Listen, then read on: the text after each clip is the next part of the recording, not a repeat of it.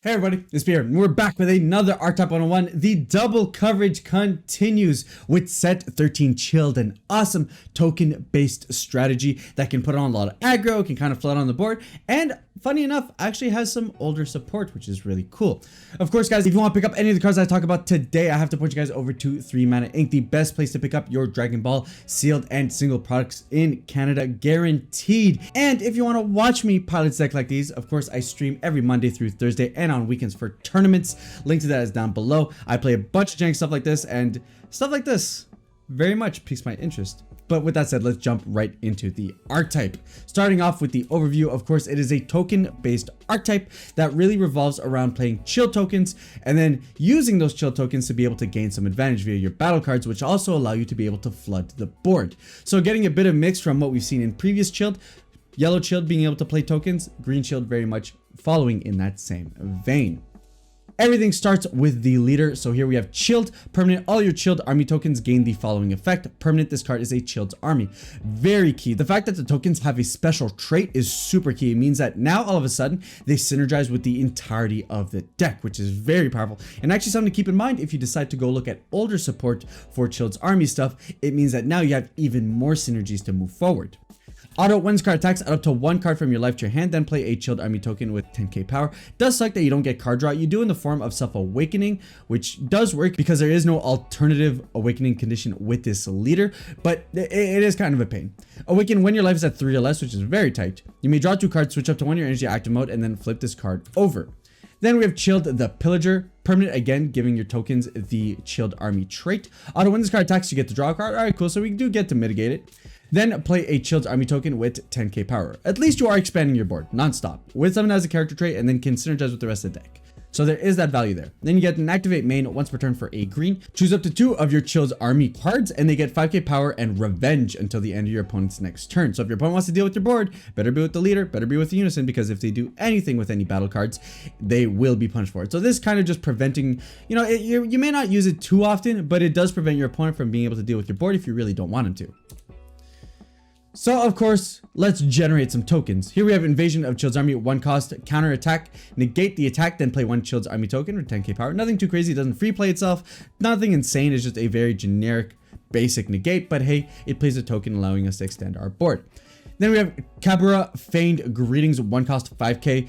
Auto, add 1 card from your life to your hand, boosting up our Self-Awakening even quicker. When this card attacks, it gets 5k power for the turn, then play 1 Chilled's Army token with 10k power. So it's a 5k that turns into a 10k. It's fine on your opponent's unawakened side. However, it can also extend the board, but it can die easily as well. So it's kind of like a toss-up here. It probably won't live more than 1 turn, but it does allow you to extend your board for the turn that he sticks around, and it's just gravy from then on forth if he keeps on surviving.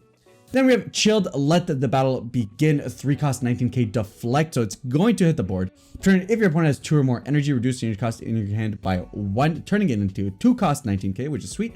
Auto, when this card is played, play 2 Chilled's Army token with 10k power. So now you've effectively generated 39k power on the board. Now, mind you, it doesn't work as well as like in other games where you can say stuff like that. You do have 2 new battle cards, but they're only 10ks. So they don't threaten most leaders on their awakened side, but it's an extra battle card that you're able to go off and attack your opponent with, aggress their unisons, clear their board, or just use it for more synergies in the deck. Then there's an activate once per turn, place 1 card from your life to your drop area, so again pushing that turbo awakening. Choose up to 2 of your chilled army tokens, they get 10k power and block over the turn. So now you have 20k blockers defending yourself.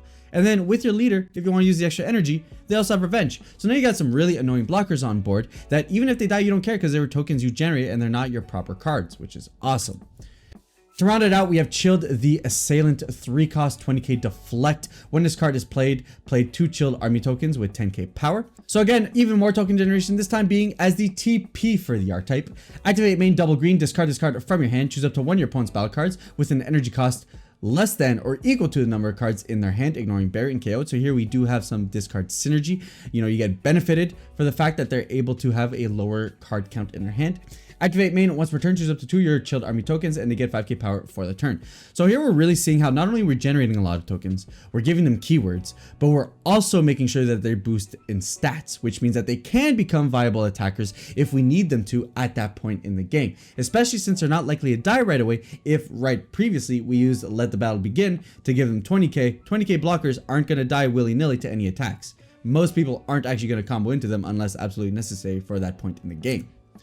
Moving forward, we have Payoffs. Of course, if we have a bunch of tokens, there's stuff that we want to do with them. Here we have Toby, the Besieger. 2 cost 15k, choose 2 of your chilled army tokens and remove them from the game. When this card is played or using a combo, draw 1 card. So it doesn't allow you to free play them, but it does you get advantage.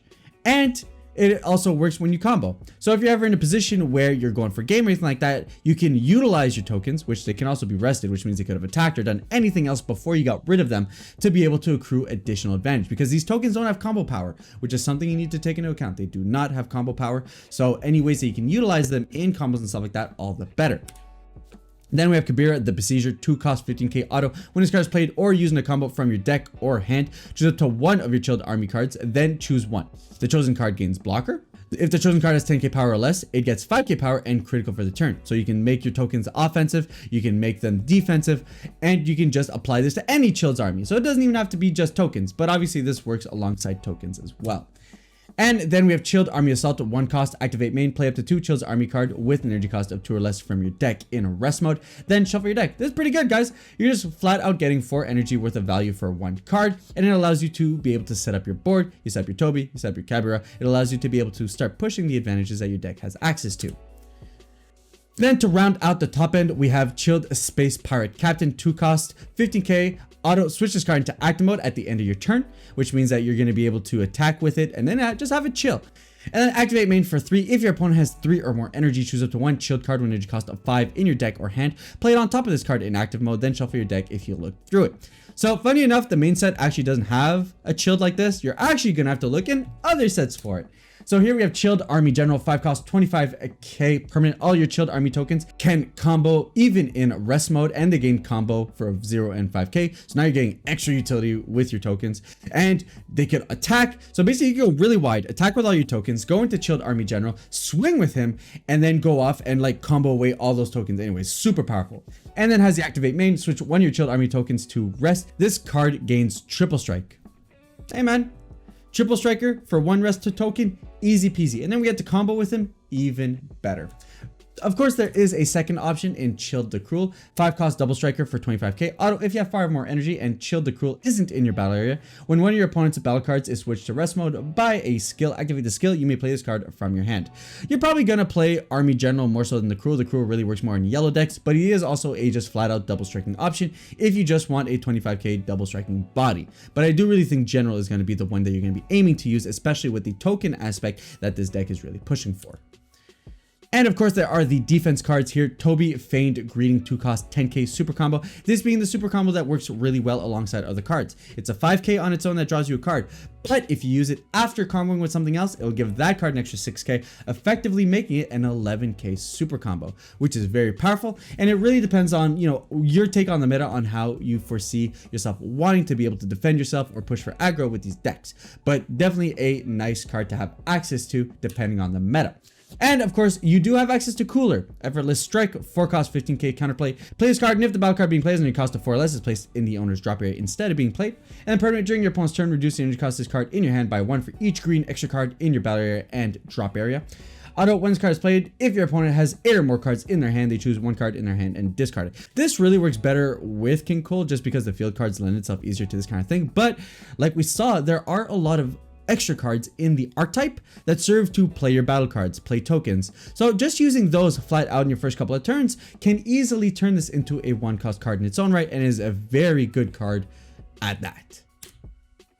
Then of course, every archetype does get its unison. Here we have Frieza, Invader from another dimension.